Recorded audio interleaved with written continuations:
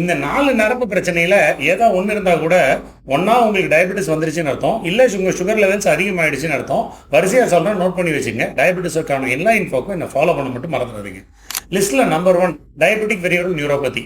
கால் எரிச்சல், மரமரப்பு, குத்தல், குடைச்சல், கெண்டை முடிக்கிறது, இந்த மாதிரியான சமாச்சாரங்கள்லாம் வந்ததுன்னா கால் நரம்புகள் சுகர்னால பாதிக்குதுன்னு அர்த்தம். இது ஓரளவுக்கு எல்லா ஜனங்களுக்கும் தெரியும், கால் எரிச்சல் வந்தாலே சுகர் அதிகமாகிடுச்சுன்னு சொல்லிட்டு. லிஸ்ட்டில் நம்பர் 2 மோனோ நியூரோபதி. ஒரு நரம்பு மட்டும் அஃபெக்ட் ஆகும். திடீர்னு ஒரு நாள் தூங்கி எந்திரிக்கும் போது ரெண்டா தெரியும் கண்ணு மட்டும். ஒரு கண்ணு மட்டும் ஒரு பக்கம் மாறிக்கும், டோரி கண்ணு மாதிரி ஆயிடும்.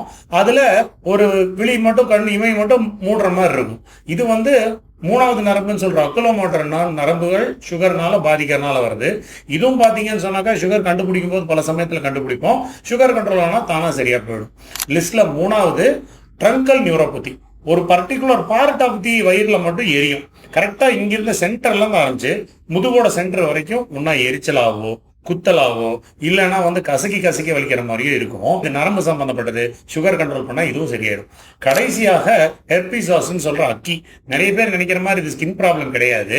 இதுவும் சுகர்னால நரம்புகள் பாதிக்கிறதுனால வர ப்ராப்ளம் தான். இந்த இன்ஃபோ யூஸ்ஃபுல் நினைச்சிங்கன்னா 4 பேருக்கு ஷேர் பண்ணுங்க. உங்களுக்கு இதே மாதிரி சமாச்சாரம் நடந்திருக்கான்னு கமெண்ட்ஸில் சொல்லுங்கள்.